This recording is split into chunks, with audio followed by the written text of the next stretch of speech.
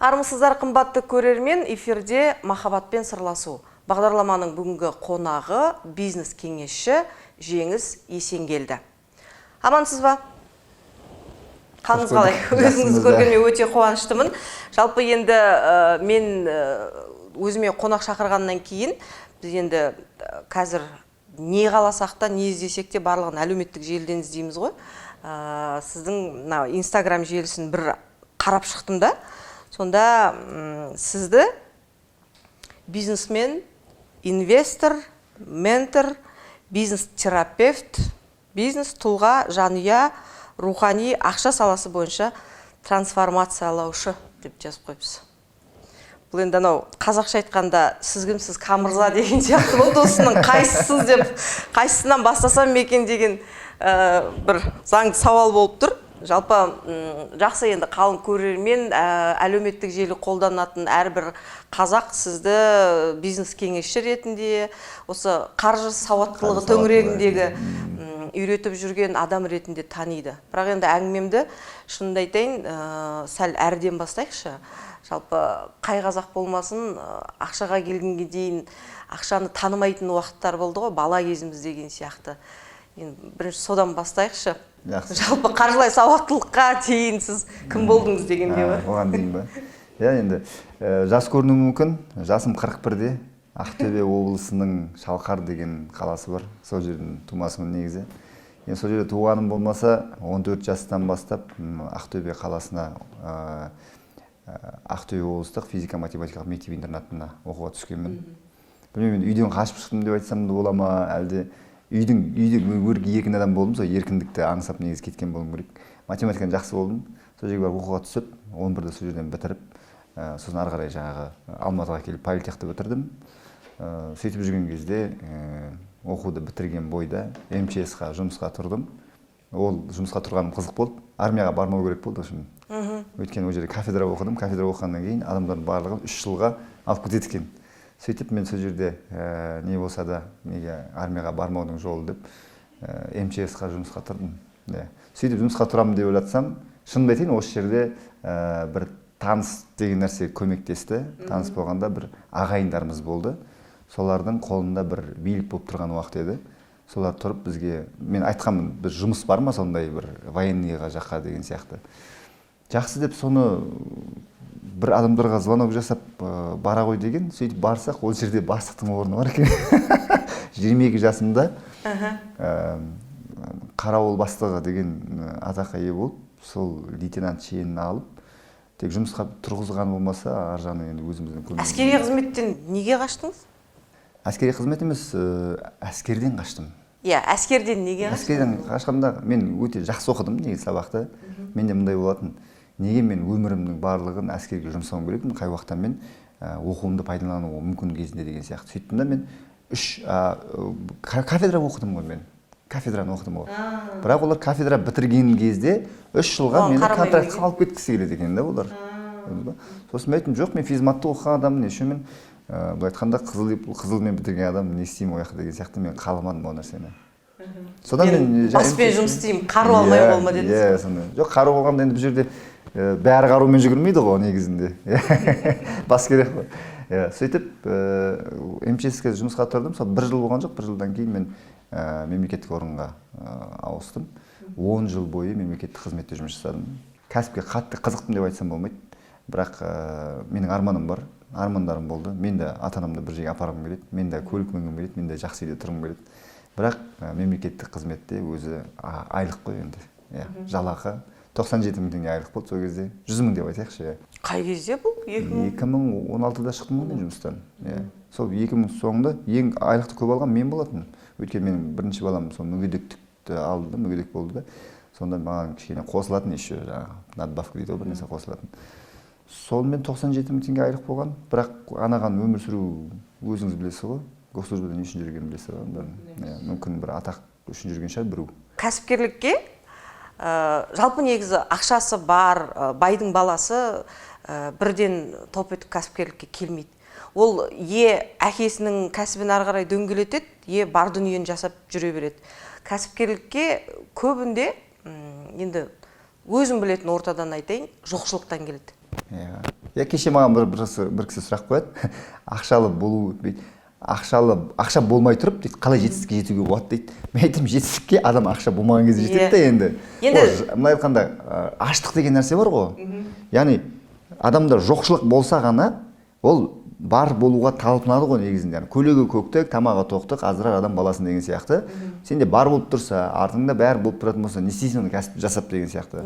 Шынымен де кез келген кәсіпті жасайтын адам ол жоқшылықтан болады негізі. Енді отбасыда сондай қиын жағдай болды ма? Мен айтайын. Енді мемлекеттік қызметтен бөлек жалпы енді. Шынымен де былай айтқанда арманым деген сияқты ғой. Мен айтпай ақ қояйын. Кішкентай кезімізде бәріміздің, сіздің де біздің де бәріміздің жағдайымыз бірдей болды ол кезде. Айтайық енді, кедей деп айтпай ақ қояйын, бірақ байда емес. Екі ортада әйтеуір бір айлықтан екінші айлыққа жетіп отырған, нанды да экономдап жедік. Бәріміз де шекерді да деген сияқты, үйге қонақ келген кезде ғана қойылады, басқа тамақ қойылмайды. Бәріміздің жағдайымыз бірдей болды. Соны көріп өскеннен кейін ба білмеймін енді. Шынымен менің жағдайымда менің достарым, шынымды айтайын, жаңағы достарым болған, таныстарым жабақты онша емес оқығандар деген сияқты, солардың өзі жақсы машина мініп жүрді негізі. Сол кезде бір бизнес жасап, ананы алып нан сатып сөйтіп деген сияқты. Сосын мен ойлаймын, мынау сабақты жақсы оқы деп айтып еді. Оқыдық қой енді. Мынаумен менің табысым деймін ғой. Ана кісілерге қарасам, сабақты дұрыс оқымаған, бірақ жақсы ақша табады да. Сонда ойладым, потенциалымды пайдаланып көрсем қалай болады деп. Сөйтіп жасадым, бірақ шынымен андай серый бар ғой, енді бір түсті өмір сүргім келген жоқ, шынымды айтайын. Ертеңгісін тұрып, жұмысқа барып, өзің айтқанда кешкісін келесің, білмеймін, қашан бітетінін білмейсің ананышы.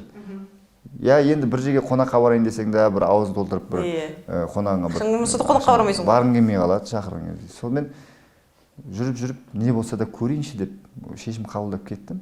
Ең алғашқы кәсіп қандай болды? Ең алғашқы кәсібім қызық болды өзі. Өмір айнасып көрмеген нәрсе теплица бизнесі болды негізі. Ақтөбеде теплица деген нәрсе негізі түсінігі жоқ ондай.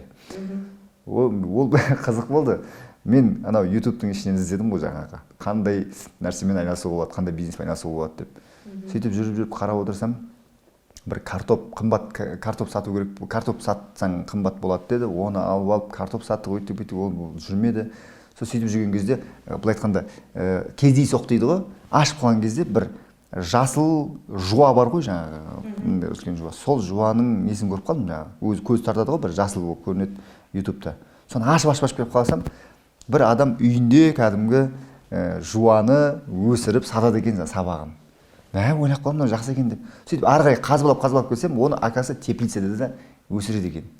Сөйтіп қарасам, менің аулам бар, өзі жерімде үлкен жаңағы алқап бар, пайдаланбай тұрған. Мен соған істесем қалай болады екен деп, сонымен жаңағы планын сызып, соны жасаймын деп шынымен айтайын, енді өмірі істеп көрмеген, ата-бабамыз істеп көрмеген адам ғой. Диқаншылық. Мен вообще негізі огородқа жолаған адам емеспін негізінде ше. Сөйтіп не болса да кірісіп, маған қызық болды ана. Соның фундаментін құйып, Оралға барып, жаңағы поликарбонат деген шықты сол кезде. Теплицаның несін жасап, ақшам болған жоқ. Жандос деген досым болды. Сол досымды қызықтырдым, как раз машинасын сатып еді. Давай бизнес жасайық. Ана машинаны саттың ғой, енді сол ақшаны не істейсің? Давай бизнес жасап қызықтырдым ана кісіні. Сонымен анауда жаңағы маған сенетіні бар. Давай көрейік деді. Сонымен ақшаны бере қойды. Ол да жасай ғой. Сөйтіп жаңағы жасадық қой. Бір күнде 700 теңге табатын болдық қой. Ана жуа, мен ойладым ғой сол кезде ше. Елдің бәрі жуа жейтін болған ба деп бар ғой. Шынымен де бір жерге барсаң, жуаны жейін десең, жасыл жуа ғой жаңағы, десең бәрі солып қалған сондай болады да. Сөйтсе бұлар Өзбекстаннан шығады келеді екен ғой. Өзбекстаннан келгенше езіліп, жабысып сөйтіп қалады екен. Сонда ананы көрген кезде, жаңағы кімге саттың дегеннен шығады ғой. Сөйтсек жаңағы базарда отыратын әйел адамдар бар ғой жаңағы, крытый базарда. Соған апарып сатам, ана менің жуамды көреді де кәдімгідей көздері бақырайып кетеді ғой, мынау деген шықырлап тұр ғой кәдімгі қыстың күні еші. Соны берген кезде, білесіз бе, 1 килограммын 1200 теңгеден саттым, еттің бағасымен білейсіз сол кезде. Енді мен оны 1200 теңге саттым деп мәз болып жүрсем, бір күні кешкісін ақшасын жинауға келмеймін ба жаңағы. Сөйтіп келсем, олар менің жуамды бүйтіп пучок қылып бөледі екен да, менің үстімен 2,5 мың теңге табады екен олар. Сөйтсем, олар менен көп табады екен. Бір күні ойланып қоямын, мен егіп былшырап быт-шыт болып жүремін. Бұлар менікін алып сатады екен деймін де, енді әркімнің өзінің ризығы ғой, енді не істейміз. Сонымен сөйтіп не істедік? Бір күнде 700 мың теңге тауып жүрген адамды, айына 97 мың теңге айырға алып жүрген адам салыстырыңыз, содан кейін жұмысқа барғың келмей қалады ғой енді. Көрдіңіз бе? Сөйтіп жұмыстан шықпай тұрған кезде бастаған бұны. Көрдіңіз бе? Шет жағасын бастап. Сосын дәмін алғаннан кейін жұмыстан точно кететінін білдім. соған сеніп қалдым мен жаңағы бірде саған. Енді кәсіптің ең басы диқаншылықпен басталған екен, иә? Ал қазақты бай болуға үйрету, қаржылық сауаттылыққа үйрету деген қай кезде басталды? Енді қызығын айтайын. Сол ақшаны алып жүрген кезде менде кәсіптен әрбір адам ұстаз болу керек қой. Сөйтіп мен ұстаз іздедім ғой сол уақытта. Өйткені мен білдім, мен айтайын, жуан жасап жүрген кезде де ақша тауып жүр, бәрі табады ақшаны. Бірақ оны грамотно қалай ұстау керек, оны қалай көбейту керек, тағы да бизнесті қалай ашу керек деген кезде оған үлкен білім керек негізі. Мынау менің білімнің жеткен жері, яғни бұл логикамның жеткен жері ғой. Біздің бәріміздің логикамыз бар адам болғаннан кейін. Бірдеңені әйтеуір бірдеңе қылып көріп алып істей саласың ғой, бірақ профессионалды бизнес жасау үшін профессионалды білім керек екен да. Соны сөйтіп тапқанды көбейту. Иә, яғни көбейту, оны былай айтқанда 100 мың теңгені бөлуге болады, 100 мың теңгені ұстауға болады, бірақ миллионды бөле алмайсың сен. Өйткені миллионның буы бөлек болады. Яғни бұл жерде миллион теңге емес даже. Миллион доллардың буы бөлек болады. Яғни оның әңгімесі бөлек, ол жердегі адамдар бөлек, ол жердегі бөлу бөлек деген сияқты, ол жердегі талғам бөлек болып кетеді да. Сол кезде мүлде басқа адам болып кетесің сен ана жерде. Сөйтіп баяғы 100 мың теңгені бөліп жүргенде жеңіс болмайсың ол кезде. Сол нәрсені психологиялық нәрселер бар ол жерде. Анау ақшаны көтере алу деген сияқты қаншама адам өзгеріп кетіп жатыр ғой мысалға. Соны үйрену үшін жаңағы кімге барам деген кезде Сайтмұрат Давлат деген кісіні білетін шығарсыздар. Сол кісіні көріп қалып, ол кісі ана тәжік жаңағы сөйлегені маған ұнамай, мынау не білем, мынау кім қалай сөйлейді. Енді біздің көзімізге тәжік деген адам жалпы гастарбайтер болып естіп қалған. Солай қабылдап қалғанбыз да, біз ана кісіні біраз қабылдай алмадым жаңағы ішімнен. Сосын ана менің жұмысым бар, 10 жыл жаңа жұмысты істегенмін. Адам менсінбейсің ғой, жаңа өзіңше қолыңда корточкаң бар, әркімге бүйтіп көрсете берген. Сен тәжікті аяқтан менсінесің ондай кезде, иә. Тәжікте жұмыс жасап жүрген кезде. Сонымен не болса да мына ішімде эгом сындырайын деп көрейік, барайын деп бардым. Сөйтсем ол жаңағы ұстазымыздың қымбат екен өзі, несі? Сабағы қымбат екен. Одан вообще шалқайып қалмайын ба мен? Не бәле, бұл деген не деген қымбат. Сон біреулер айтады, миллионер дейді. Мен айтамын, мен миллионер болса не ол? Елге сабақ беріп жүр ол. Миллионер, менің көз алдымдағы миллионер қандай? Менің көз алдымдағы миллионер, ол қолында несі бар? Виски бар, примерно там осындай да. Үстінде шелковый халаты бар. Қолда шелковый халаты болу керек. Сосын қолында примерно пульт болу керек оның. Сосын бүйтіп пультты қойып қойып, бүйтіп темекісін тартып қарап отыр. Менің көз алдымдағы бай сондай да жаңағы. Біздің бәріміз сондай болғанбыз негізі, ойымыз. Неге сондай болмайды? Ол неге микрофонын алып алып, адамдарға сабақ үйретіп жүр. Екеу келмейді менің жаңағы көз алдыма деген сияқты. Содан өтірік шығар деп ойладым, бұл миллионер болған деген сияқты. Содан ойдым, лохотрон, бұлар ақша істеп жүр, қазақтардың бәрі аңқау қазақтың аузын ашып жүр деген сияқты. Менде де болды содан. Сөйтіп айтып қоясың да, бір күні амалың жоқ қой, сен оны айтқаннан не пайда? Сенің өмірің өзгеріп жатқан жоқ, оны жамандағанданшы. Сон бір күні ойландым, мен не болса да көрейінші болсын дедім да, менде мынандай нәрсе болды. Мен барам, ақшасын төлеймін, қымбат болса да. Бірақ егер бұның айтып жатқаны лохотрон болса шынымен, ол кезде мен оған кәдімгідей тұрамын да, ей Сайтмұрат, сен деген нағыз алаяқ екенсің деп бүкіл адамға жар саламын деп жаңағы не істеп жүрмін ғой. Ақымды жемеуім керек деп жүрмін ғой. Сөйтіп ақшамды төлегенде 35 мың теңге болды. Ол кезде біраз ақша ғой 35 мың теңге деген. Сол ақшаны төлеп, сабағына қатысып, ровно 5 сағаттан кейін бар ғой, менің кришам айналып кетті ғой жерде. Өмірге деген көзқарасы баш өзгеріп кетті негізі. Ақшаға деген көзқарас, бизнеске деген көзқарас, бұл жерде тек қана рухани, яғни жалпы қалай болу керек адам деген, тұлға деген қандай болу керек екенін түсінген кезде 5 сағат сонда. Мен айттым, мына адамнан сабақта жалғастыру керек екен дедім. Сол мен бірінші шаг жасадым. Қазір айтайын, 7 жыл бойы қасында жүрдім ғой мен ше, ол кісінің. 50 миллионнан астам ақша. Мен есептегенім сонша, есептемеген қанша, мен 50 миллионнан астам ақшаны жұмсап тастаппын ғой сол кісіге, беріп тастаппын. Мен ол кісіге берген жоқпын оны. Біліміме бердім да. Содан жаңағы бизнес жасаймын деп алдым мен оны нәрсені. Мен бизнес жасауым керекпін деп алдым. Мен тренер боламын деген ойлаған жоқпын. Қайдан алдыңыз сіз 50 миллионды? Енді қызың қара кеше бір сұрақ қойып жатыр, 50 миллион қаяқтан алдың деген сияқты. Мен есептегенім бойынша 50 миллион жұмсап тастағанмын. Өзім таңғаламын ғой, мынаны қайдан шығардым деген сияқты. Өйткені оның сабағы 50 миллион тұрған жоқ қой, оның сабағы $100 басталады. Кетеді бір кезде келесі сабақ 2,5 миллион, $2,5 келесі анадан қарыз аласың, мынадан қарыз аласың. Досым болды жаңа Ерлан деген, соның енесінен аламын. Өзімнің де енем бар.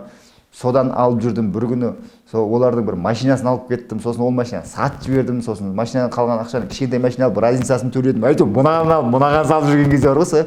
Соңғы уақытында уже мен бизнестерімді бизнес жүргізу үшін оқып жатырмын ғой. Сөйтіп жаңағы теплицам бар, одан кейін Купи Хит деген аштым. біраз 24 бизнес ашып бастадым осы уақытқа дейін. Соның бәрін ашып бастаған кезде енді содан түсіп жатқан ақшаларды салып бастадым ғой мен. Сонда есебі жоқ ана ақшамның салып жатырмын. Кейін жазып жүрмін ғой ана қанша жұмсап жатқанын. Сөйтсем 20 миллионнан артық ақша уже білімге салып тастағанмын ғой. Сонда байқалмай кете берген да. Сіздің бір сөзіңізді естігем мен. 25 миллион қарыздан шығу үшін 50 миллиондық білім алдым деген. Иә. Яғни сол 25 миллиондық қарыздан шығу үшін 50 миллиондық білім алдым деген сол негізі ең басында бір қарызға кіріп кеткен уақытым болды менің. Сол қарыздан шығу керек болды маған. Иә. Сол қарыздарды қалай құтыламын деп жүрген кезде бизнес жасау керек болды. Сол бизнесті жасап ары қарай. Енді қызығы сол бизнесті жасап жүрген кезде менде тіпті ойымда болмаған тренер боламын дегенше. Мен әлі күнге айтамын, мен инфобизнесмен емеспін, мен кәсіпкермін деп айтамын. Сөйтіп ананы оқып жүрген кезде анау білім деген сыймайды екен адамға. Мына өсек айтатын адамдар болады ғой. Ака соларға өсек сыймайды екен ғой, жаңағы сосын айтқысы келіп тұрады екен да. Бұл информация деген дүние сыймайды екен да адамға. Бөлісу керек біреу. Иә, бөліспегенде амал жоқ, бәрібір айтасың сен ананы. Айтпай тұра алмайсың, білгеніңді бар ғой. Сөйтіп жаңағы анау қызық маған алып алам, еще мен эйфория анау деген не дейді, бір күшті рахат сезім ғой, білімдегі бір нәрсені біліп алу деген нәрсе. Сол көргеніңді көрдім ғой деп айтқым келіп тұрды, мен саған кеше бір нәрсе көрдім, айтайын ба деген сияқты ғой, сондай бір. Соны сөйтіп жүрген кезде досым сұрап бастады, досыма да айтам, сұрағаннан бәрін айта беретін болдым ғой. Сол күні бір күні Ерлан деген досым айтады ғой, сен не әркімге бесплатно әңгіме таратып жүрсің, сен не жұрттар тренинг жасап жатыр ғой, сен неге жасамайсың десе, қой жындысың ба, қаяқта ертең айтады, Жеңіс деген тренер болып кетті деп айтады деймін да. Ойлап қоямын, жұрт не десе о десін, көрейікші деген сияқты. Сөйтем да 5000 теңге деп жаңағы қоя саламын ғой, жаңағы осындай деген сияқты. Сол біздің үйренген сабағымыз ол кезде ойлау қабілетті өзгерту, екіншісі қаржылық сауаттылық жаңағы ең бірінші мәселе. Содан кейін бизнесті қалай құрастыру деген сияқты. Сөйтіп адамдарға жайлап 5000 теңгеден 10 теңгеден сөйтіп бере бастадым. Сөйтіп адамдар алатыны бар, алмайтыны бар. 2-3 адам болды. Ақтөбеде жүрдім ол кезде. Сол сөйтіп жүрген кезде өз ісімді тапқандай болдым былай айтқанда. Сөйтіп өз ісімді тап деген кітап жаздым ғой.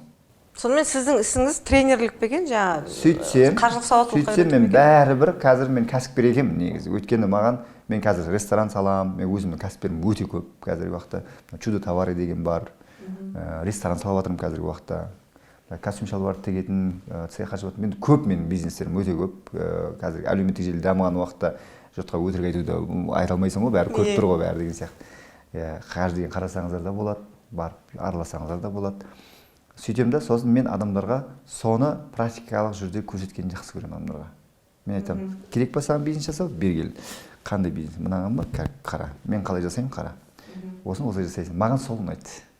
Отырып алып, біреуге миын аштып, бизнес жасап көрмеген адам, бизнес туралы үйреткендерді көріп жатырмыз. Бизнес жасап көрмегеннен бұрын, жасап жүрсе де, әр бизнестің басын шалып, ол түйіні жоқ, бірақ өзінің бизнесі дамымаған. Дамыта алмай, біреулерге бизнес туралы сал маған бір кісі деп айтқан, бір танымал кісі атын айтпай қойыншы. Көріп отырса өзі біледі ғой кім екенін. Неғып бизнес жасап бересің дейді ғой маған. Мен айтамын, мен бизнесменмін ғой, енді ашпағанды деймін. Әлде сіз дәлелдегіңіз келіп жүр ме адамдарға, что сіз адамдарға сабақ беру үшін бірінші бизнес жасау керек деп. Мен айтамын, жоқ, мен дәлелдегім келмейді, просто бизнес жасаймын, сосын соны үйретемін. Бар болған сол десем, сен неге бизнес жасамайсың десем. Бизнес жасай алмадық дейді. Сосын амал жоқ инфобизнеске кеттік дейді. Миын аштыру керек болып тұр ғой біреудің. Жеңіс, жалпы жаңада сөзіңізде айтып отырсыз ғой, 14 кәсіп 24 кәсіп аштым бүгінге дейін деп отырсыз ғой. Соның ең ғұмырлысы бүгінге дейін жұмыс істеп тұрған, ұзақ жыл жұмыс істегені қайсысы? Істеп жатқан. Жоқ, әлде басын бастап, жарты жылдық қызмет басын бастап. Жұмыс істеп жатқан, қазір мысалға менің ақтөбеліктер болатын болса біледі.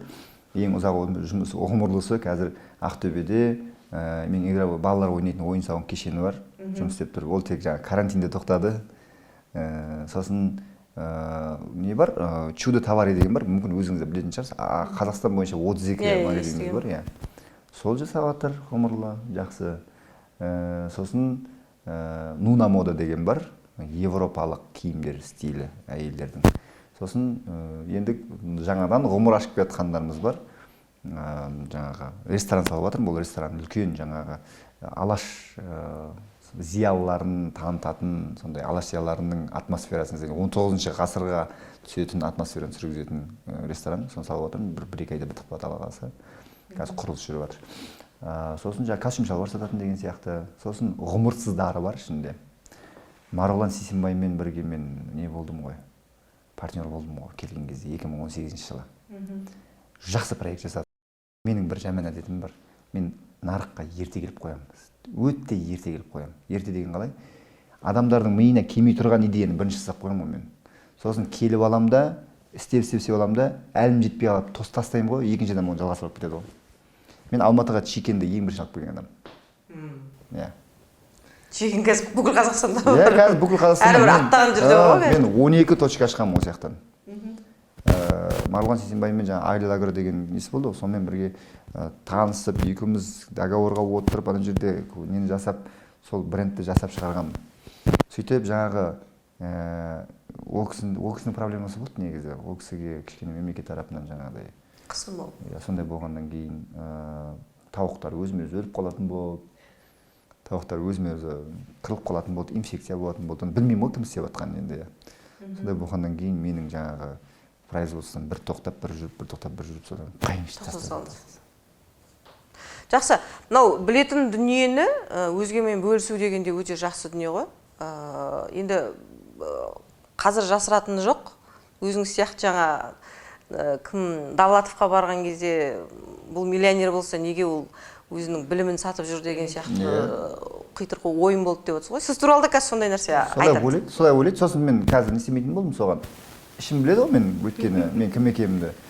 Ел де солай ойлап жүр ғой деймін да. Мен оған тіпті дәлелдемеймін да. Енді мен айтамын, мен өзім үлкен психологпын негізі. Мен бірақ психологпын деп айтпаймын, байқаған шығарсыз, ана жерде психолог деп жазған жоқпын. Потому что психолог деп айтатын болсам, қазір біреудің адресіне түсеміз. Андай психологтарға барамыз қазір. Мен психолог деп атағым келмейді өзімді. Олардың қатарында болғыңыз келмейді. Болғым келмейді. Мен сондықтан қаржылық сауаттылық деген сөзді қолданбаймын даже. Қаржылық сауаттылықты үйретіп жүрген адамдар қалай үй алуды үйретіп жүр. Қаржылық сауатты адам ол үйі бар адам деген сөз емес. Ол қалай құртуды үйретіп жүр. Қалай ақшаны дұрыс санауды үйретіп жүр. Сосын қаяқта бір трейдер бір бәле деген сияқты инвестиция, тендер. Соларды үйретіп жүр. Соны қаржылық сауаттылық деп айтады. Сосын мен оларға қазір қаржылық сауат десем, онда елдің бәрі сол деп ойлап қалады да, мен қаржылық еркіндікке шығу алгоритмі, алтын формула деп айтамын просто. Бизнес тренер деп айтқызбадым мен сізге жаңа. Мен бизнес тренер деп аталғым келмейді. Неге? Бизнес тренерлерді өздеріңіз білесіздер. Бизнес тренер деген кім екенін білесіңдер. Мен ондай болғым келмейді. Яғни менікі басқаша деген сияқты ғой. Енді қараңыз, менің айтып жүрген нәрселерімді кітаптан еш жерден таба алмайсыз. Гуглдан да іздеп таба алмайсыз. Мен өзім жасаймын методиканы. Яғни мен біреудің шетелдің правиласын алғым келмейді. Мысалға біреу айтады, Эйзенхауэр методикасы, Маслоу теориясы. Мен айтамын, Маслоу деген кім, Эйзенхауэр кім? Ол біз сияқты шүйке бас қой кәдімгі. Түсінді ма? Иә, бұл айтқанда. Ет пен сүйектен жаралған адам дұрыс па? Біз неге оның правиласымен жүруіміз керекпіз? Бізде қазақтың өзінің коды жоқ па? Біздің қазақтың өзінің болмысы жоқ па? Сол бар ғой. Соны алайық та біз өзіміз. Неге мен анаяқтағы шетелдің психологиясын тыңдауым керекпін? Тиран, тағы не бар? Спасатель, жертва. Кто это придумал вообще? Кім оны тауып алған? Оның ар жағын біледі ғой біздің қазақ. Біздің қазақтың тілімен, қазақтың менталитетімен үйрету керек қой. Қазір қаншама әйелдер үйретіп жатыр там, өзіңмен өзің бол, бір бәле деген сияқты. Біз оң қайнасақ та, біздің әйелдер бар емес пе ше? Жеке өзі адам болып кете алмайды ол бәрібір. Оны адам қылмайды ешкім. Неге? Ол бәрібір қазақ ол. Қазақ ол бір отағасының айналасында жүру керек болған әйелден. Біздің менталитетіміз сол. Менталитет. Сол сияқты мен өзімнің методикамды алып келдім. Екіншіден. Сіздің методикаңыз не сонымен? Менің методикамды айтайын ба? Иә. Яғни біріншіден вада дейді ғой. Вада алып тастағанбыз біз. Вада деген бар философия. Бос әңгіме. Философия. Түсінді ма? Қазір халық нені жақсы көреді? Философияны жақсы көреді. Анау деген мынау әсерлену. Жаңағы қазір мен сізге тұрып, ақша дегеніміз энергия десем, сіз күшті болып қаласыз же, бірақ оны өмірде ешқандай қолдана алмайсыз. Не керек ол сөз? Ақша деген энергия дегенді бәрі айтады. Бәрі айтады, дұрыс па? Бірақ сіз бұны басқаша баламайдыңыз. Ақша құл дейді екенсіз. Иә, құл деп айтамын, ма? Мен әрекет жасай алатын нәрсені айтамын. Ал ақша энергия деген нәрсені жақсы сен сезіндің, неде алтаңда ақша көбейіп кетті ма? Ол жоқ қой, дұрыс па? Керек емес ондай философия бар емес пе? Адамның жаңағы сезіммен жұмыс істеу деген керек емес. Қазір мен тұрамын да сізге өзіңізді рахат сезініңіз, көзіңізді жұмыңызда деп айтуыма болады. Хорошо. Сен қазір тұрасың да айтасың, мен миллион теңге табам, деді. Көзіңді ашып қал, сенің светіңді қиып кеткен болып шығады да бәрібір ше. реальностьта өмір ондай емес, дұрыс па? Сен ойлағандай емес. Біздің мына бүйтіп көзімізді бүйтіп бақылайтып, миымызды ашытып отқанымыз емес, білше, ол біздің өзіміз өмірімізді өзгертпейді ол. Реальный нәрселер бар өмірде. Мынаны аласың, мынаған қосасың да, мынаны саласың да, мынаны бүйтесің деген нәрсе бар. Болды. Ол бір. Енді екінші методика, бағанағы философияны алып тастаймыз. Екіншісі, мен кішкене сақалым бар, көріп жүр ғой жаңағы. Мен адамдарға шариғат үйретпеймін. Мен адамдарға дін үйретпеймін. Кейбір адамдар ойлайтын сияқты. Мен бар болғаны кез келген информацияны, ақпаратты сол шариғаттың үстіне қоямын мен. Яғни келе ме, келмей ме? Шариғат пен ақшаның қаншалықты байланысы бар еді? Байланысы өте көп. Мысалға, ақшаны жақсы көру керек дейді. Қалай ойлайсыз? Жақсы көру керек па? Жақсы көру керек қой. Вот, көрдіңіз ба? Уже сізде бір жерден естіп алған сондай информация. Алладан бұрын қойып көрдіңіз ба? Яғни ақша деген нәрсе жақсы көруге тұратын нәрсе емес, потому что ақшаны жақсы көру десек, біз қазір любой документті жақсы көру деп айтуымыз керек болады. Ақша ол документ ол. Ақша документ, түсіндің ба? Яғни біз ақшаға келетін зат бар. Біз бірінші соны жақсы көруіміз керекпіз. Көрдіңіз ба? Ал ақша ол екі ортасындағы әшейін бір инструмент, түсіндің ба? Біздерде бәрі ақша оңбаған, ақша адамды өзгертіп жібереді деген нәрсе айтып жатыр, дұрыс па? Мәселе ақшада емес. Егер біз солай деп айтатын болсақ, онда сіздің үйіңіздегі пышақ та оңбаған болып шығады онда. Пышақпен адам өлтіріп жатыр ғой біреулер. Онда пышақты алып тастаңыз онда. Мәселе пышақта емес, мәселе пышақты қолданатын адамда. Сол сияқты мәселе ақшада болып тұрған жоқ, ақшаны қалай қолданғанда деген сияқты бар. Біз сондай мәселені ашып түсіндіреміз. Сондықтан шариғатта қоям деген сөз, шариғатта шектері бар, шектеулер бар. Мысалға, адам баласы өзі сол психологияға кірген кезде, осы бір байлық деген темаға кірген кезде кішкене мынау рұқсат етілмеген жолдар бар. Қазір ақшаны арам жолмен тапса да болады. Ақшаны адал жолмен табу керек болып қалады. Яғни адал жолмен табу керек қой. Сөйтіп, қазір біз шариғатта айтпайтын болсақ, онда біз қазір кетеміз онда. Кез келген нәрседен ақша тауып, яғни ақша деген не ол? Кез келген әрекет жасаған адам қолына келе беретін нәрсе, бірақ оның сұрауы бар ғой жерде. Дін жолында жүрген қыз келіншектер, жігіттер бар, дін мен бизнесті, ақшаны, қаржылық сауаттылықты байланыстырып үйрететін. Олардың ең көп, мен арасында тыңдап отырамын ғой, сонда ең көп айтатыны. Көбірек салауат айтсаң, өзіңнің қажеттілігіңді Аллаға тапсырсаң, күніне мынанша рет байлық дұғасын оқысаң, байисың. Дей ме? Дейді. Жақсы. Мен тағы сол кісілер көріп отырған болатын болса, олар көреді міндетті түрде. Мен осы сәтті пайдаланып айтқым келеді.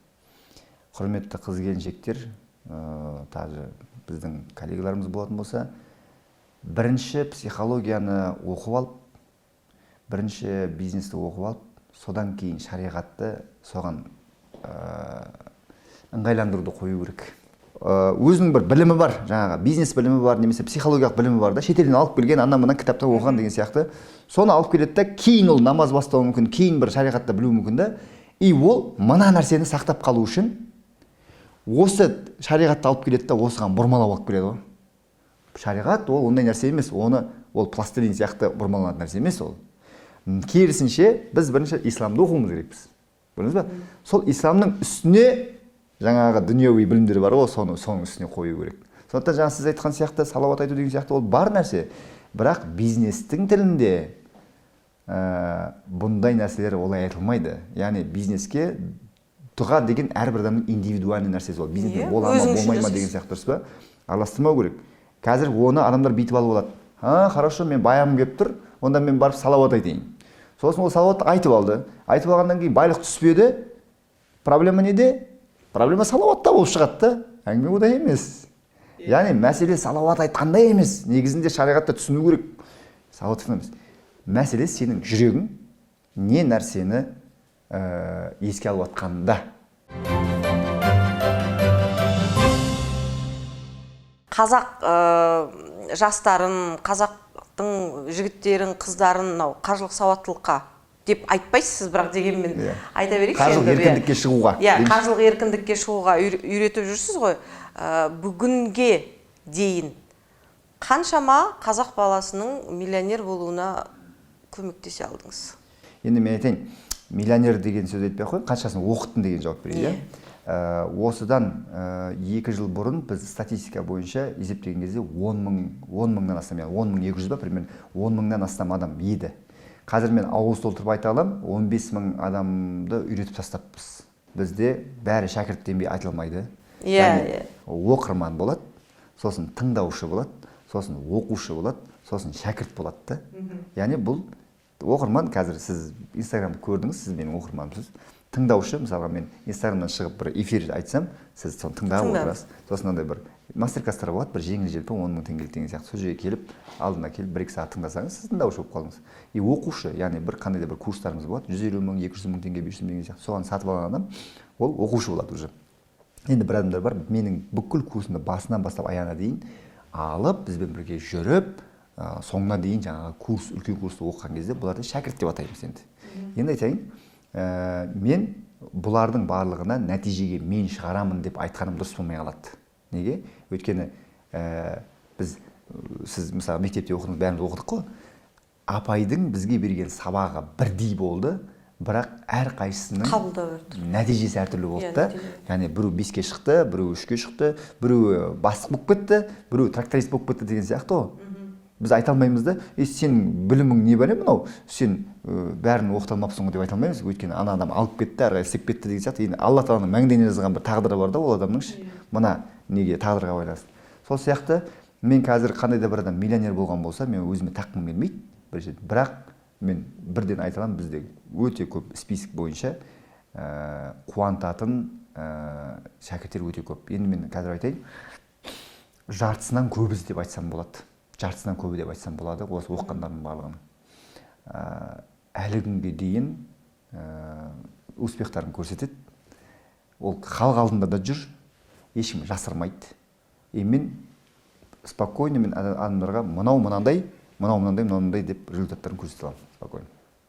Мысалға, кеше Жаһанды білетін шығарсыз? Иә. Қазір халық қарасаңыздар болады. Жаһанның өмірі не болып жатқанын білесіздер қазір. Қазір осы тұрған кезде не болып жатқанын. Осыдан 10 күн бұрын келген маған. Жаһан көріп отырса, өзің бағасын бересің. Жаһан маған келген, мен біттім, баратын жерім жоқ, басар тауым жоқ. Мен депрессияға түстім. Кино түсірді, ол өтпеді. Ошым депрессияға түбіне кетіп қалды. Мен онда Жаһанға кезінде мен айтып отқан себебім, Жаһанға мен айтқаным, кез келген уақытта мен сен туралы айтамын. Жасырмайсың ғой деді. Мен кімнен жасырамын деді. Сондықтан айтып жатырмын мен қазір. Мен оның артынан жатқан ештеңем жоқ. Сіз оны не істедіңіз? Қаржылай еркіндікке жеткіздіңіз бе? Қазір сіз де не істейсіз? Қызығып қаласыз бұл нәрсеге. Иә. Содан келді. Мен оны танымаймын ол кісіні. Ол кісі маған жазды. Қалай жазды? Оны бір кісі бізде оқыған біреу айтқан. Осы кісіге барыңызшы. Осы кісі сіздің проблемаңызды шешіп беруге себеп болады деп айтқан. Содан маған хабарласты. Мен как раз кафеде отыр едім, келді. Мен таниды адам емес, вообще бір-бірімен ұшырасқан адам емеспіз негізінде. Мен просто сыртынан білемін, ол мені мүлде білмейді. Ол еще андай психолог, анау мынау деген нәрсеге вообще мойындамайды. Содан маған айтты, мен кетіп баратырмын Уральскіге деді қазір. Затымды жинап, просто ең соңғы үміт просто сізді маған жіберді. Мен просто сіздің көзіңізді көріп кетейін, айтты ғой, сосын не болса да соғып кетейін деп келдім деді. Жақсы. Жақсы, Уральскіге бара жатсың ғой. Проблемаң шешесің ба, сол жаққа барған деп едім. Жоқ, шешпеймін. Оны неғып кетіп баратсың дедім. Сосын сіз шеше аласыз ба дейді. Сосын мен айттым, мен экстрасенс емеспін. Мен әулие емеспін. Мен Аллахтың сен сияқты құлымын. Бірақ менде инструмент бар. Сол инструментті қолдансақ, Аллахтың қалауымен менің практикам бойынша сен спокойно шешесің. Қанша уақыт дедім? 5-ақ күн дедім. 5-ақ күн керек саған. Бірақ айттым, 2 күннің ішінде результат шығады дедім. Сосын анау басқа амалы жоқ енді сенбеуге. Жақсы деді, келді. Келгеннен кейін бірінші күннен бастадық. Қызық айтайын сізге, ол кісінің өмір бойы деп қойын, соңғы 2 жылдағы аллергиясы болатын. Қатты аллергиясы бар. Сол емдей алмай жүрген. Сосын белі ауырады, аяғы сырқырайды. 5 күннің ішінде 2 ауру кетіп қалды. Ол бір. Өзінің несі бар, записи бар. Психосоматика ма? Жақсы. Екіншісі, бұлған хабарласпай жүрген, бұл адамдарға связьға шыға алмай жүрген, связьға шықсам ғой деп жүрген адамдар өздері хабарласты. Сол 2 күннен кейін, мен оған айтып едім негізі, 2 күннен кейін тыпыршамайсың сен басы. 3 күннен кейін бұл тыпыршып бастады. Тыпыршып деген не? Возможностьтар ашылып жатыр ғой, мүмкіндік ашылып жатыр. Сөйтіп Қытайға кетіп қалды. Сосын жақсы, Қытайға бармауың керек еді сен негізі, бірақ енді ақша керек шығар оған, барып барпайды. қайтып келгеннен кейін қайтып жалғастырамыз деді. Сөйтіп жалғастырдық. Полностью бүкіл терапияны өткіздім. Қазір міне өмірі басқа жақтан жасап жатыр. Енді ол жерде бір құпия бар. Бұл құпия деген сөз, оны тек қана мен білем емес. Оны Алла тағала бізге көрсетіп қойған ол құпияны. Ол құпия емес негізінде. Бірақ біз оны қарамайды екенбізді, яғни біз оны үңілмейді екенбіз ол жерге. Мен соған үңілдім былай айтқанда. Мен соны зерттедім. Мен 7 жыл бойы миды зерттеп кеткен адаммын. Адамның миындағы нәрсе бар, адамның жүрегіндегі нәрсе бар. Осы жүрек пен миды жалғастырған кезде сенің бүкіл арманың орындалады. Сіз сонда жаһанға жеке разбор жасаған болып тұрсыз ғой? Жеке жасаймын. Мен қазіргі уақытта, соңғы уақытта тек қана сонымен айналысатын болып шештім қазір. Неге? Өйткені массаға жұмыс істеп болдық, көп адамға жұмыс жасап болдық. Бұл разбор психологиялық тұрғыдан ба, жоқ әлде? 4 сала бойынша қараңыз. Тұлғалық, профессионалды, яғни бизнес бойынша, және жанұялық, және рухани. Сіздің кез келген адамның осы 4 саласы бар. Осы 4 саланың біреуін алып жүретін болсаң, қалғаны қарамай кететін болса, қалған төмен болатын болса, өмірің шешілмейді. Осы 4 мәселені қалай алып жүру керек деген 5 күннің ішінде сізге жасап беремін. Семьяңызбен проблемаңыз шешіліп кетеді. Бизнесіңізде проблема шешіліп кетеді. Мен емес шешетін оны. Рухани жағынан проблема шешіліп кетеді. Яғни сіз намаз оқып кетесіз деп айтпай қояйын. Яғни рухани деген сөз намаз оқу емес. Яғни рухани деген сөз сіздің ішкі жан дүниеңіз былай айтқанда тынышталады деген сөз. Сөйтіп тұлғалық, яғни өзіңіздің тұлғалық потенциалыңыз.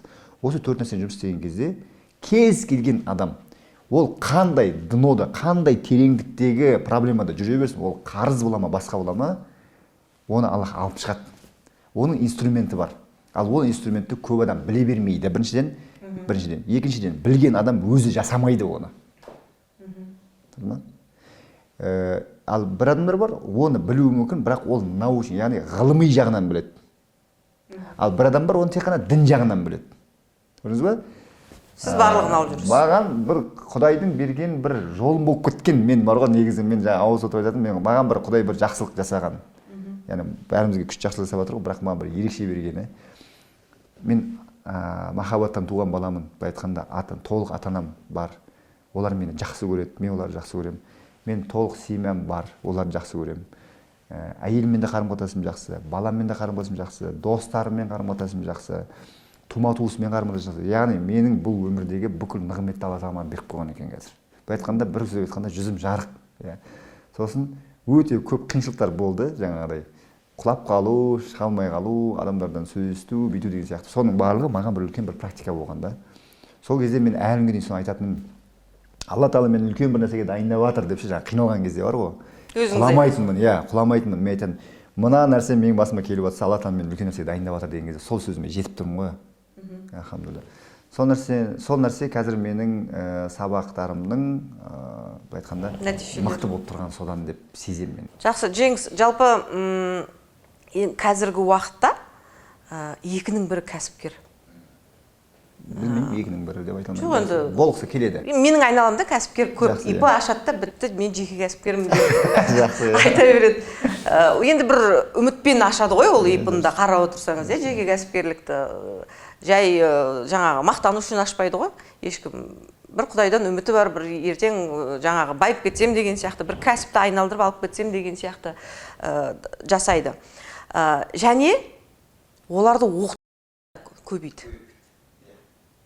Өте көп. Қазір тіпті әлеуметтік желіні ашсаңыз, жарнамадан көз сүрінеді. Инвестицияны үйретем, тендерді үйретем, қаржылық сауаттылықты үйретем, тіпті жаңағы дұғамен салауатпен үйретем деп те, сіз айтпақшы вада дей ма, сол сияқты үйретем дейтіндер де көп. Неге? Енді айтайықшы, коронавирус шыққан кезде врачтар көбейіп кетті ғой. Қайта жетпеді ғой ол кезде? Жетпеді ғой, енді көрдіңіз ба? Яғни қарашы, кез келген нәрсе өзі бір халық сұрайды өзі. Бұл көбейіп кетпейді ғой бірінші. Таныс болған кезде дейсіз. Жалпы бар ғой, бір нәрсе атып шығады да сосын барып мен сендерге мына үйретем шықпайды. Яғни халықтың болі деген бар. Яғни бизнес өзі не ол? Бизнес деген қандай проблеманы шешем, кімнің проблеманы шешем деген нәрсе ғой. Көрдіңіз ба? Қазір сіз де кәсіпкер болып кете аласыз, егер сіз қазірден бастап біреудің былай айтқанда болі, яғни біреудің бір проблемасын көре алсаңыз. Сіз шеше алмай жүрген бір проблема болатын болса, мысалы айтайықшы, адамдар постоянно депрессияда. Адамдар қай адамды кездестірмеш, бір адамды кездессең, екі адамды кездессең, соның біреуі депрессияда болса, сіз соны көре беретін болсаңыз сізге қандай идея келеді? Осыларды бір депрессиядан шығаратын бір центр ашу керек қой дейсің ғой, дұрыс па? Мәселе қаяқта болып жатыр? Яғни сен сұранысқа байланысты проблеманы көрдің, шешім келіп тұр да, кім шешеді, сол ақша болады. Сөйтіп, қазір сіз айтқан сияқты елдің бәрі кәсіп ашып жатыр, әңгіме жоқ. Бірақ кәсіпті ашу ең оңай кәсіп ашу. Мен бәріне айтайын, ең оңай кәсіп ашу. Кәсіп ашумен алданбаңдар. Бірақ оның проблемасы жүргізуде. Оны жүргізе алмай жатыр. Неге? Ашуын ашып алды, бутигін алып алды, тағы бірдеңесін сөйтіп алды, Қытайдан тауарды алып алды, жұрттар жаңағыдай арзан деп, как будто біріншіден Қытай шығып жатқан сияқты қазір. Сөйтіп алып алды, сату білмейді адамдар. Яғни оны команданы басқару білмейді, оның ақшасын есептеу білмейді, оны жүйеге қою білмейді, сервисін білмейді. Соны білмеген кезде мен шығамын оны яқтан. Білмей тұрсың ғой сен. Так, сен сияқты нешеуі бар? Жүзі бар. Вот, жүзіңе мен үйрете аламын, мен білемін ғой, потому что көрдің ба? Автоматически мен кім болып шықтым? Тренер. Мен не істеймін деп, ол адамның проблемасы. Ол адам баратын жері жоқ. Әрқайсының қолында 100 000 теңгеден төлегісі келіп тұр. 100 адамнан 100 000 теңгені алып алып оқытпағанда не істеймін мен енді?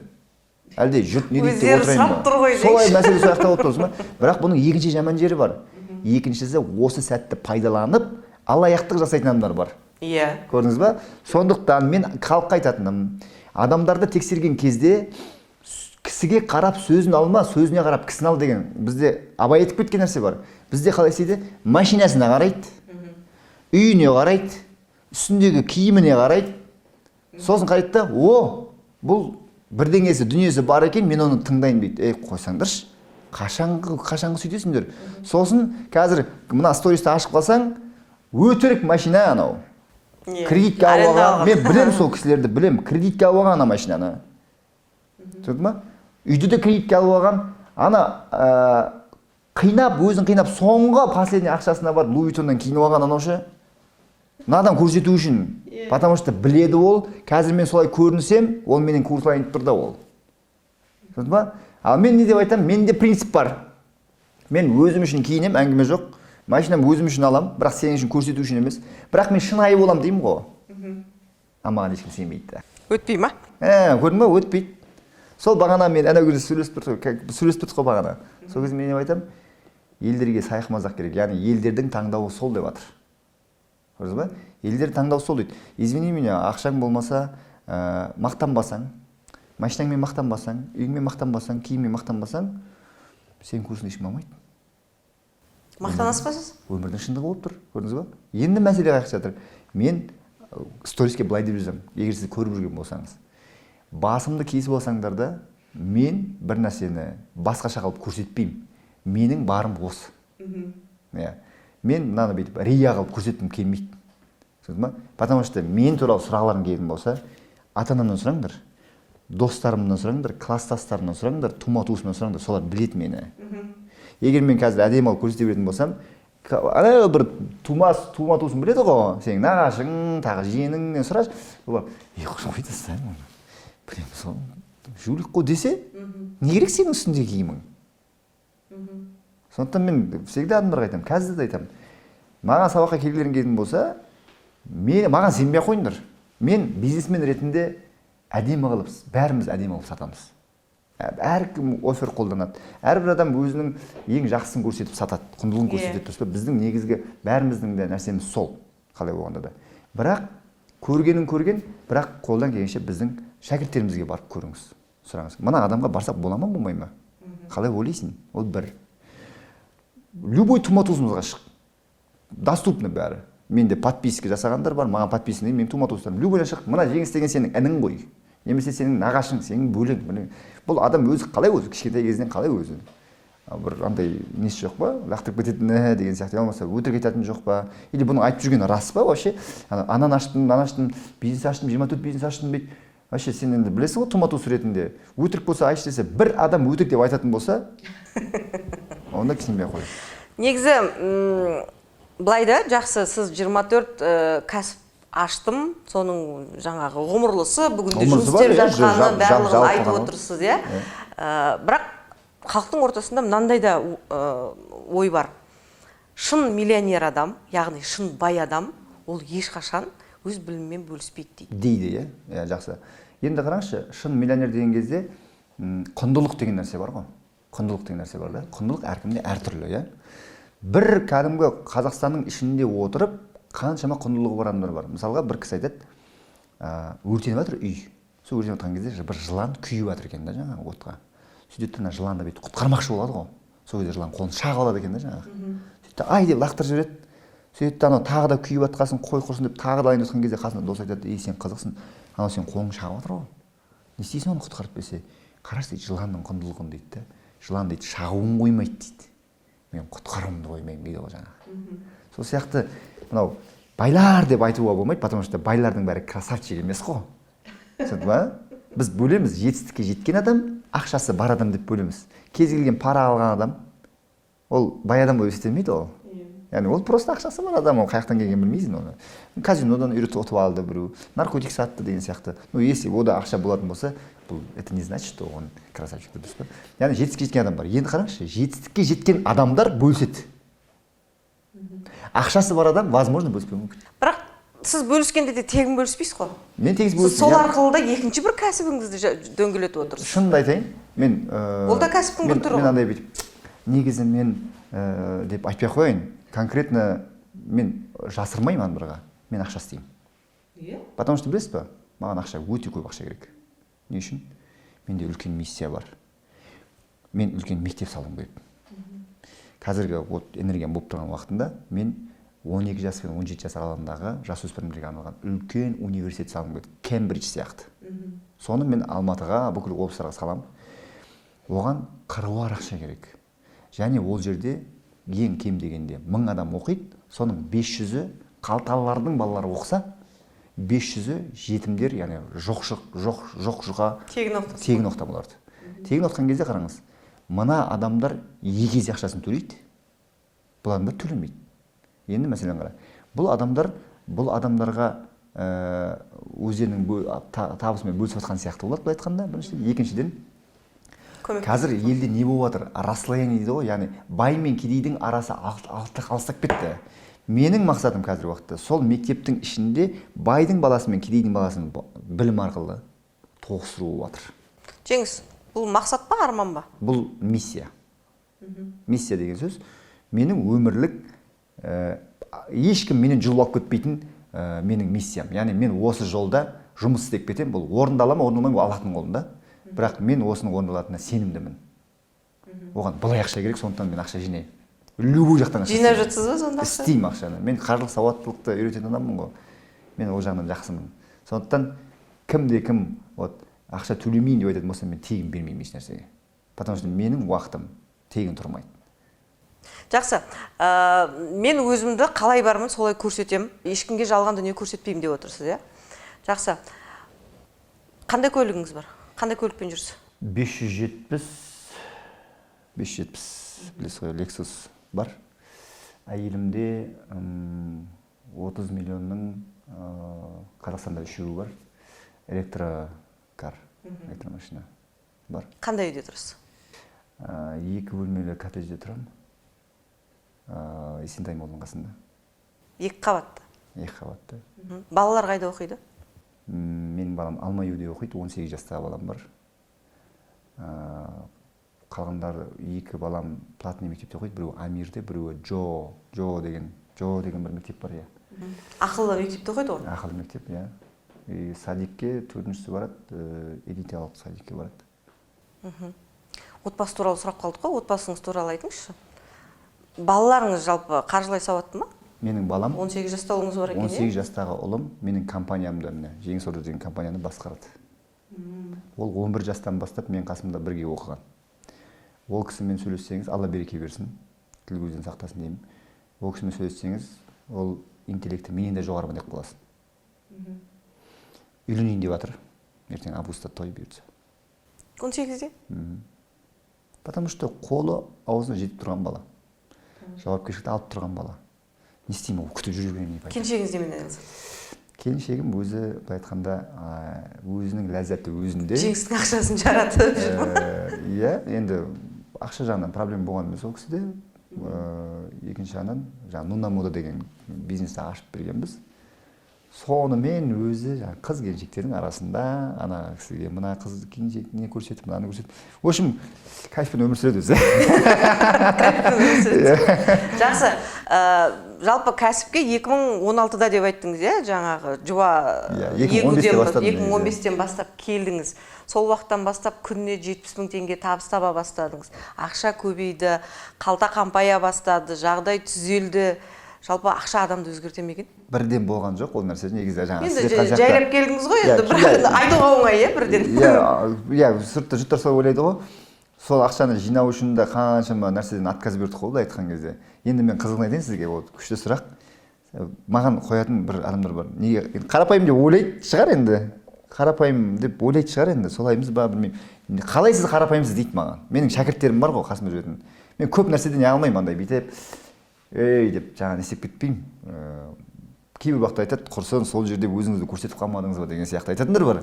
Мен даже ұмытып кетемін бір жерде ше. Мысалға ана төрге шығарып тұрса, мен ана жерге отыра саламын шетке деген сияқты ғой, андай ше. Көп қызықпайды екенмін ше. Неге деген кезде, оказывается, мен бір жауабым бар. Мен қай уақытта жетістікке жеткенімді білмеймін. Неге? Маған егер гүмп ете қалып аспаннан бір чемоданмен ақша түскен кезде, мен возможно көтере алмай қалуым мүмкін еді. Мен бар ғой, ертең жетем ақша, ертең ақша табамын, ертең көбірек табамын, ертең табамын деген кезде бар емес пе? Бүйтіп қосыла берген бар ғой. Мен әлі кешегі жеңіс сияқтымын мен же. Менің бір күнім, екінші күнге дами бергеннен бар емес пе? Тоқтап қалған жүрім жоқ қой. Сол кешегі действием, кешегі әрекетім әлі сол әрекет сияқты да. Бүйтіп артыма қарап қалсам, біраз дүние жинап қалыпты өзі. Сосын білмеймін қай уақытта мен бай болып кеткенімді білмеймін. Жүрегім баяғы жеңіс. Енді бар адамдар ойлайды, мені эгосы бар деп айтады көбісі. Мен оларға былай деп жауап беремін. Кейбір адамдардың басында тәж болады. Адамдар оны эго деп атайды, бірақ мен оны мінез деп атаймын деп. Мен эгом бар. Мен эгом болмаса мен мына жеңіс болмайтын едім. Мен адамдардың басында сөзімді өткізбеймін. Бірақ эгоны қолданатын жері бар. Мұрнымды шүйіріп, әр нәрсеге жаңа болмайтын нәрсеге кіргізбеймін. Орнымды білем. Үлкен кісі болса үндемей қалам. Менен ақылдырақ біреу болса тыңдаймын. Бірақ мынандай кішкентай біреулер келіп, аяғымды шалып бір нәрсе қылғым келетін болса, сүмірейіп тұрмаймын. Жауабын беремін. Мінезімді көрсетемін дейсіз ғой? Көрсетемін. Любой жақты. Потому что білмеймін, өмір сондай ғой, бұл өмірде қасқыр болмасам болмайды. Ақша еркіндік береді, өзіңіз соған үйретесіз. Ақша еркіндік береді дегенде, ақша сенің бос уақыттарыңды сатып алады ғой. Яғни бізде бос уақыт жоқ қой. Қазір әйелімізбен айналысқымыз келеді, ата-анамызбен айналысқымыз келеді, жаңағы баламызды үйреткіміз келеді да. Бізде соның бәріне уақыт жоқ. Уақытты кім алып жатыр? Уақытты сол күйбең тіршілік алып жатыр да. Ол күйбең тіршілік жұмыс істегіміз келіп тұрған ештеңесі жоқ. Ақша тапқымыз келіп тұратыр ғой жаңағы. Ақша көбейген сайын адам билікке ұмтылады екен. Дейді. Ұмтылмайсыз ба? Ертең сізді мінберден бір жерден көрмейміз бе? Мен президент болғым келеді. Бірақ мен мінберге қызықпаймын. Маған кресло керек емес. Менің офисімді көріп қарайтын болсаңыз, жақында бір кресло әкеліп берді маған. Ол креслоны балама отырғызып қойдым. Мен мынандай столда отыра беремін. Маған вообще кресло емес. 10 жыл бойы мен креслоны уже қанғанмын ол жерде. Маған вообще билік керек емес негізінде. Маған халықты өзгерту керек болып тұр қазірше. Тұтқа керек маған. Халықтың несін өзгерту керек? Санасын өзгерту керек болып тұр. Халықтың өмірге деген көзқарасын, менталитетін, сосын басқа біреуге деген еліктеуіш бар емес, ергу бар. Содан қорқамын мен ше. Сол нәрсені тоқтатқым келеді да. Мен қазір бүткіл мынаны пайдаланып та халыққа, айналайындар, кішкене дұрыс болайықшы деп айтып қалғым келеді. Қай жерде жүрсем де, мен тос сөйлесем де, ана жерде тос сөйлеймін ғой, кәдімгі тосқа шақырады ғой. Мен халыққа бір нәрсе айтып қаламын ғой, ана жерде пайдаланып ше. Маған мынандай каналдарды көп шығу керек деген сияқты. Мен біле ойлаймын, егер мен президент болсам, вот мен көп нәрсені өзгертетін едім. Маған сол керек. Маған президенттің барсаң костюм шалбары, оның билігі керек емес маған. Маған қазір айтса, президент деген атақ беріп қойыңдаршы, маған президент деген атақ деген не ол? Адамдарға сөйлеуге не бар, доступ бар, дұрыс па? Бүкіл роскошты өздерің ала беріңдер. Десем бар ғой, беретін едім мен. Просто маған қазір Найым Сулейман-оғлы деген кісі жігіт бар. Сол кісінің киносын көрсеңдер бар, Турецкий Геркулес деген.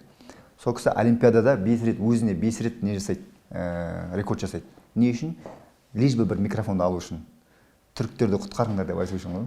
Президент болу үшін тек қана қаржылай сауаттылық емес, саяси сауаттылық та керек. Саяси сауаттылығым бар. 10 жыл мемлекетте жұмыс жасадым, бүкіл системаны білемін. Жеткілікті деп ойлайсыз ба? Әрине. Ішкі сыртқы? Ішкі кухнясын бәрін білемін. Қара, ең қызығы көп политиктер білмейтін нәрсені білемін мен. Мен көп адам жүре бермейтін жерде жүрдім ғой мен. Сіз президент болсаңыз, Қазақстан байитын шығар, иә? Алла қаласа, байымағанмен жүректері тыныш болады деп ойлаймын. Потому что бізге қазір ең қауіпті сырттан келетін. Біз өзімізді мына қырқысуды қою керек. Қазір міне ең үлкен нәрсе бай мен кедейдің арасында алшақтық. Кедей байды жек көреді, бай кедейді жек көреді. Жақында кино шығарамын, Алла қаласа. Аш бала тоқ баламен ойнайды деген. Ойнайды ма? Жақсы. Арман мақсаттарыңызға жетіңіз. Жеңіс мырза, алтын уақытыңызды бөліп келгеніңізге үлкен рахмет. Бағдарламаға берілген уақыттың өз мәресіне жетті. Артыңыздан еретін қазақтың ұл қыздары көп болсын. Әмин. Байса қазақ байсын, де? Бірге бай. Рахмет. Қымбатты көрермен, мен өздеріңізбен хабарымыздың келесі сандарына дейін қоштасамын. Амандықта жүздескенше.